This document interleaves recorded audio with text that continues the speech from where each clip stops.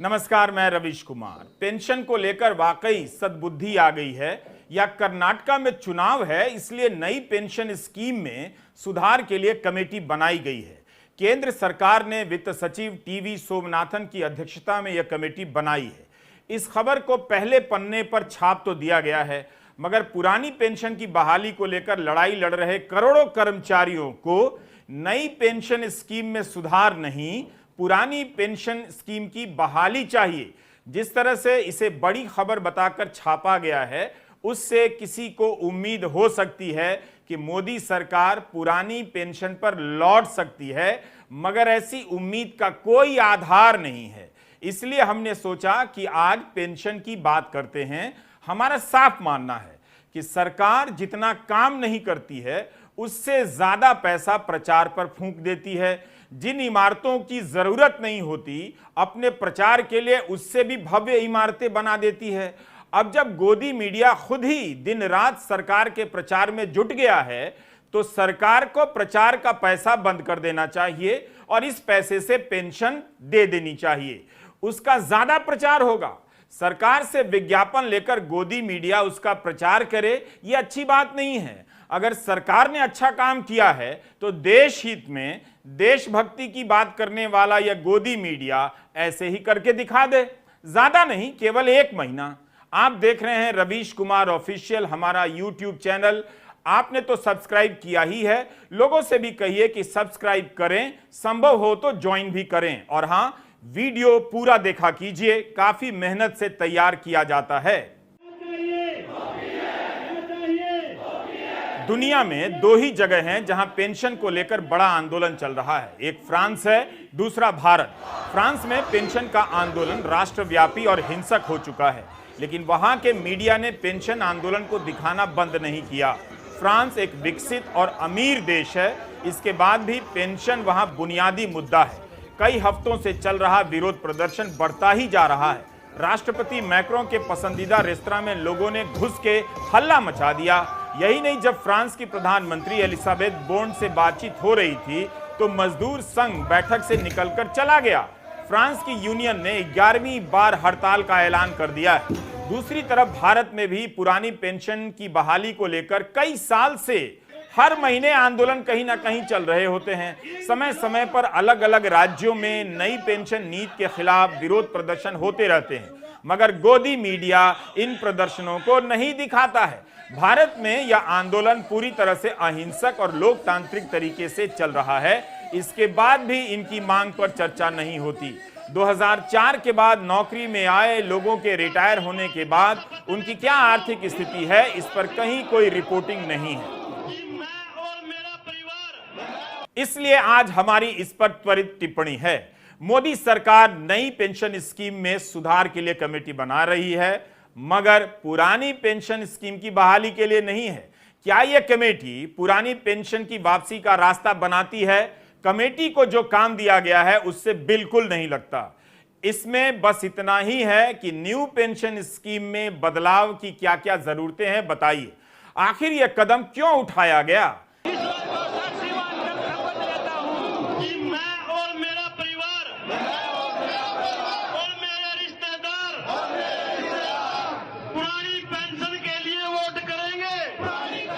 कर्नाटका में विधानसभा चुनाव हो रहे हैं।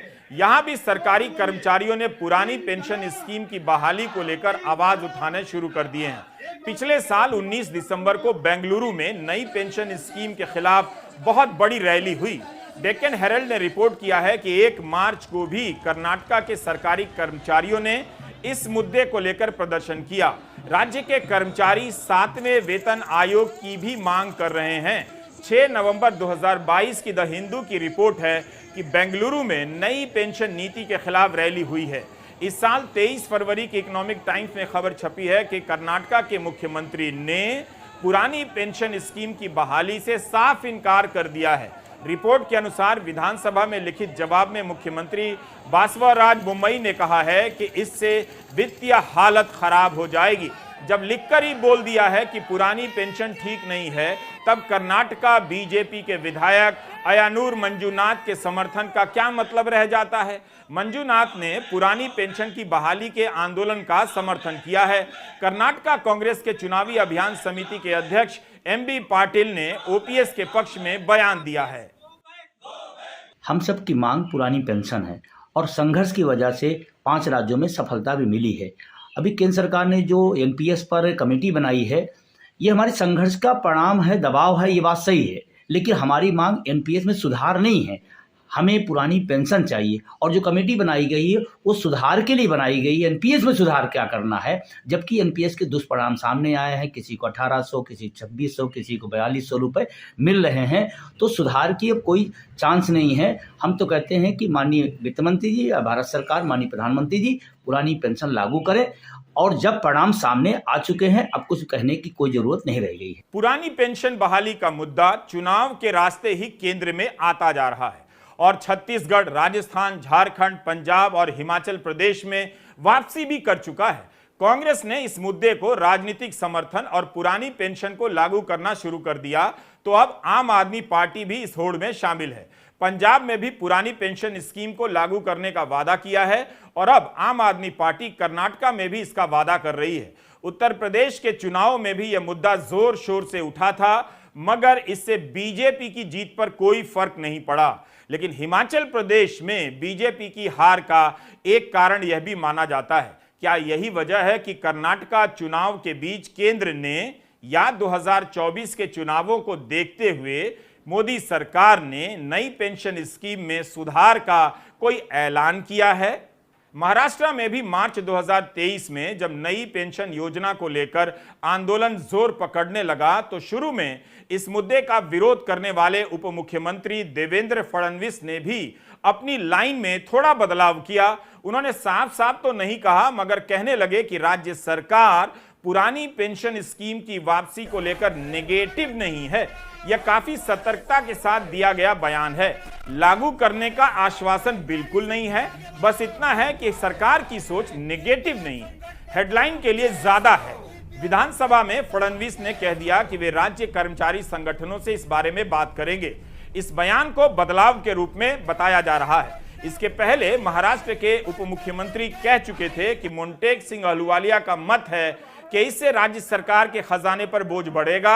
अभी ही वेतन और पेंशन पर राज्य के बजट का 58% खर्च होता है। पुरानी पेंशन लागू हुई तो 62% होने लग जाएगा। राज्य के मुख्यमंत्री एकनाथ शिंदे इस मामले पर पॉजिटिव रुख अपनाने का दावा करते हैं, लेकिन यह मुद्दा अब बीजेपी को परेशान कर रहा है। ऐसा लगता है हर चुनाव में बीजेपी इस मुद्दे को टालती रही है, लेकिन अब कई चुनावों के बाद उसके लिए टालना मुश्किल लगता है। इसलिए बीजेपी इस मसले में पॉजिटिव होने के नाम पर बयान दे रही है। मगर पॉजिटिव होना क्या होता है? अगर यह मुद्दा सही है तो बाकी राज्यों की तरह सीधे लागू कर दीजिए।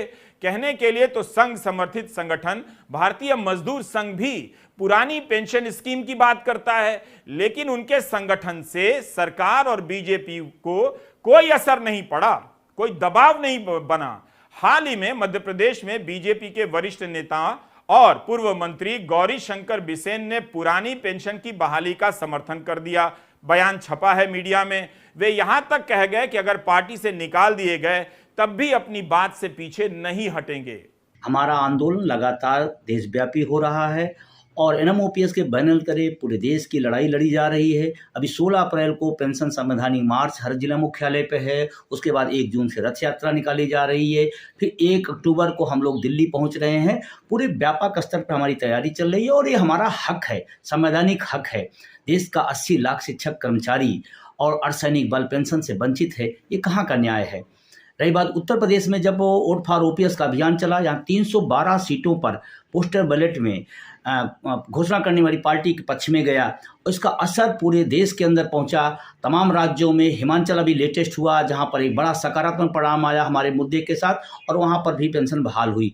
हमारा ये अभियान मतदाता जागरूकता अभियान के अंतर्गत शिक्षित कर्मचारियों को, पढ़े लिखे लोगों को हम लोग जागरूक कर रहे हैं और कह रहे हैं कि आप जागरूक हों, वोट ज़्यादा दें और वोट अपने मुद्दे के साथ दें, क्योंकि मुद्दा हमारा पुरानी पेंशन है, निजीकरण है, इसलिए हम लोग इस पर जागरूक कर रहे हैं। और अभी कर्नाटका चुनाव में है या देश के जिन राज्यों में चुनाव हैं वहाँ पर हम लोग वोट फॉर ओपीएस की अपील कर रहे हैं और ये मेरा हक है।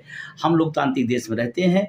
निश्चित रूप से आंदोलन आने वाले समय में व्यापक होगा, बड़ा होगा और हम अंतिम समय तक इस लड़ाई को लड़ेंगे। केंद्र सरकार को पता है कि यह आंदोलन गोदी मीडिया के कारण भले देश की जनता के सामने नहीं है, मगर बिना मीडिया के ही इसका दबाव बढ़ते जा रहा है। कर्नाटका में भी ओपीएस के लिए वोट देने का अभियान चल रहा है। बीजेपी के भीतर दबाव बन रहा है, मगर इस पर भी राय साफ नहीं है, लाइन साफ नहीं है।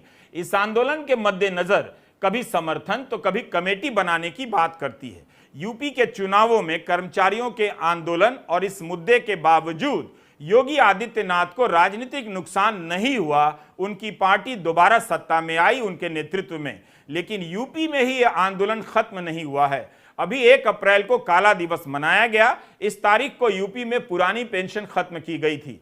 यूपी से ही पुरानी पेंशन से जुड़ी खबरों को अगर आप देख लेंगे तो पता चलेगा कि समय समय पर यहां इसे लागू करने के लिए कितने आंदोलन होते रहते हैं। 7 अक्टूबर 2018 को अमर उजाला की यह खबर देख लीजिए। लखनऊ के इको गार्डन में बड़ा प्रदर्शन हुआ। लखनऊ के बड़े हिस्से में जाम लग गया। खबरों के मुताबिक उप मुख्यमंत्री दिनेश शर्मा और मुख्य सचिव अनूप चंद्र पांडे ने उस समय आंदोलनकारियों के नेता, पेंशन बहाली मंच के हरिकिशोर तिवारी, रेलवे यूनियन मंच के नेता शिव गोपाल मिश्रा से बात की, मगर कोई हल नहीं निकला। इंजीनियर और कर्मचारी डिप्लोमा इंजीनियर्स महासंघ के महासचिव जीएन सिंह भी इस हड़ताल में शामिल हुए। उनका संगठन भी शामिल हुआ। इस बैठक में भी नई पेंशन योजना की खामियों को दूर करने की बात कही गई थी, मगर कर्मचारी पुरानी पेंशन की बहाली से कम पर राजी नहीं थे। बातचीत विफल हो गई। इसके बाद 25-27 अक्टूबर को फिर से हड़ताल का ऐलान किया गया। खबरों में लिखा है कि संयोजक हरिकिशोर तिवारी ने इस मुद्दे पर उच्च स्तरीय कमेटी बनाने की मांग की। कमेटी बनी या नहीं बनी, इसकी सूचना हमें मीडिया रिपोर्ट से नहीं मिल सकी, मगर इसी मार्च की यूपी भर की खबरें आप देखकर समझ सकते हैं कि वहां पुरानी पेंशन की बहाली को लेकर कितने आंदोलन हुए हैं। इसी फरवरी महीने में विधानसभा में मुख्यमंत्री योगी आदित्यनाथ ने साफ साफ कह दिया कि पुरानी पेंशन स्कीम लागू नहीं होगी। इसके बाद सपा के विधायकों ने सदन से बहिर्गमन किया था। राज्यों में सरकारी कर्मचारियों की संख्या करीब 5 करोड़ बताई जाती है। इनकी हालत खराब है जो रिटायर हो रहे हैं। रिटायरमेंट के बाद इन्हें दिखने लगा अब कि नई पेंशन योजना से जो सपना दिखाया गया था वो पूरा नहीं हुआ है। रिटायर हुए कई कर्मचारी अपनी हालत का वीडियो बनाकर इन दिनों फेसबुक पर डालते हैं और खुद को रील्स बना डालते हैं वायरल होने के लिए, मगर किसी का ध्यान उन पर नहीं जाता। आप दावे के साथ नहीं कह सकते कि ये लोग पेंशन से चिंतित होने के बाद भी हिंदू मुस्लिम में व्यस्त नहीं होंगे। जरूर बहुत से लोग हो सकते हैं, फिर भी नई पेंशन स्कीम से उनका घर चल रहा है या नहीं, जितना निवेश किया उतना मिल रहा है या नहीं, सरकार को अपनी कमेटी के जरिए इसे साफ कर देना चाहिए। इस योजना की तारीफ करने वाले बहुत ज्यादा हैं मीडिया में, लेकिन उन्हें आगे आकर बताना चाहिए कि व्यक्तिगत स्तर पर नई पेंशन स्कीम में जिसने निवेश किया है उसे मिल कितना रहा है, पुरानी पेंशन स्कीम से कितना मिलता, तब जाकर बाकी लोग इस योजना के बारे में ठीक से समझ पाते। प्रधानमंत्री मोदी को साफ साफ बताना चाहिए कि पुरानी पेंशन नीति पर उनकी अंतिम राय क्या है। देश भर में इसकी बहाली को लेकर बढ़ रहे आंदोलनों के कारण 5 राज्यों में पेंशन की वापसी हुई है। 9 फरवरी 2023 को प्रधानमंत्री बिना पुरानी पेंशन का नाम लिए सदन में कह रहे थे कि राज्य गलत रास्ते पर जा रहे हैं, तत्कालीन लाभ के लिए कर्ज लिए जाएंगे तो हमारी पीढ़ी क्या करेगी, आगे की पीढ़ी क्या करेगी। लेकिन ओपीएस तो अभी नहीं है, तो क्या जीडीपी के अनुपात में केंद्र सरकार का देश का कर्ज नहीं बढ़ा है। रिजर्व बैंक ने राज्यों की वित्तीय स्थिति पर अपनी रिपोर्ट में कहा है कि राज्य सरकारों का प्रशासनिक खर्चा बढ़ता जा रहा है। इसमें सैलरी और पेंशन है। इसमें बताया गया है कि स्वास्थ्य और प्राकृतिक आपदाओं पर खर्च होने वाला बजट घट गया है। यह बात सही हो सकती है, मगर यह बात बिल्कुल सही नहीं है कि अगर पेंशन का खर्चा नहीं होता तो सरकारें स्वास्थ्य का बजट बहुत बढ़ा देती। खाना पूर्ति से आगे सरकारी चिकित्सा किसी की प्राथमिकता में नजर नहीं आती है। पेंशन का बजट एक समस्या हो सकता है, मगर स्वास्थ्य पर खर्चा कम है, इसके लिए पेंशन फंड को जिम्मेदार नहीं ठहराना चाहिए। पुरानी पेंशन खत्म होने के बाद क्या स्वास्थ्य का बजट उस अनुपात में बढ़ा? क्या सभी को स्वास्थ्य बीमा मिल गया या इलाज मिल गया? रिजर्व बैंक भी पुरानी पेंशन के लाए जाने के खिलाफ है। अभी ही राज्यों का पेंशन का बजट 2021-22 की तुलना में 2022-23 में 16% ज्यादा बताया जा रहा है। अनुमान के तौर पर मीडिया रिपोर्ट में पुरानी पेंशन के खिलाफ कई सारे लेख मिलेंगे, दलीलें देते हुए कि नई पेंशन स्कीम में भी राज्य सरकार को हिस्सेदारी देनी होती है। पुरानी पेंशन स्कीम लागू करेंगे, उसमें भी देनी पड़ेगी, तो ये एक भ्रम की स्थिति होगी और सरकार का खर्चा डबल होगा। स्टेट बैंक ऑफ इंडिया की एक रिपोर्ट में कहा गया है कि पुरानी पेंशन ठीक नहीं है। तरह तरह के हिसाब से समझा दिया जाता है कि पुरानी पेंशन के आने से राज्य का बजट बैठ जाएगा, मगर यह नहीं बताया जाता कि रिटायर्ड हुआ कर्मचारी इस तरह की आर्थिक मुसीबतों का कैसे सामना करेगा, जिसका चलता फिरता घर रिटायरमेंट के बाद बैठ गया है। प्रधानमंत्री मोदी भूल गए हैं। वन रैंक वन पेंशन की बहाली की मांग से उन्होंने अपने राजनीतिक अभियान की शुरुआत की थी। रेवाड़ी में समर्थन देने गए थे, बाद में जब सरकार को समझ आया तो टाल मटोल करने लग गए। सैनिकों ने अपने आंदोलन के दम पर इस पेंशन को ले लिया, तो 2019 का बढ़ा हुआ पैसा अरियर पाने के लिए सैनिकों को कोर्ट जाना पड़ा। सुप्रीम कोर्ट के आदेश के बाद किश्तों में मिलना तय हुआ है, तो केवल राज्यों पर दोष नहीं मढ़ सकते कि पेंशन की राजनीति के दबाव में आ रहे हैं। पेंशन की राजनीति के दबाव में अगर सबसे पहले कोई आया तो प्रधानमंत्री नरेंद्र मोदी हैं, जो रेवाड़ी की रैली में वन रैंक वन पेंशन के लागू करने का वादा कर आए थे। केंद्र सरकार को यह खबर फिर से पढ़नी चाहिए। 5 मार्च 2023 के इंडियन एक्सप्रेस और अन्य अखबारों में यह खबर छपी है। अगर पुरानी पेंशन ठीक नहीं है तो क्यों केंद्र सरकार के कुछ सरकारी कर्मचारियों को पुरानी पेंशन के विकल्प चुनने का मौका दिया गया, जिनकी नौकरी का विज्ञापन या नौकरी की अधिसूचना 22 दिसंबर 2003 के पहले जारी हुई थी। अब उन्हें पुरानी पेंशन में शिफ्ट होने का विकल्प क्यों दिया गया? कुछ तो है पुरानी पेंशन में जिसके लिए कुछ लोग इसका मोह छोड़ नहीं पाते। अगर नई पेंशन नीति इतनी ही अच्छी है तो फिर विधायकों और सांसदों को इससे बाहर क्यों रखा जा रहा है? उन्हें भी इस योजना से पेंशन दी जा सकती है। पेंशन की बहाली वाले हर दिन अपने मुद्दे को लेकर गोलबंद होते जा रहे हैं। वे भी सरकार के भीतर काम करते हैं, उन्हें भी हिसाब किताब आता होगा, दिमाग लगाना आता होगा, तो क्या उन्हें अपनी हालत का अंदाजा नहीं हो पा रहा है कि नई पेंशन स्कीम से क्या मिल रहा है? क्या कहा गया था? मिल ही रहा होता तो विरोध क्यों करते? कहीं इसका हाल फसल बीमा जैसा तो नहीं है? पहले कुछ राज्यों ने इससे किनारा किया, फिर किसान करने लग गए और खबरें पढ़ने को मिलती हैं कि किसानों को पूरे नुकसान की भरपाई नहीं मिलती है। बीमा कंपनियों का लाभ बढ़ता रहता है। नमस्कार, मैं रवीश कुमार।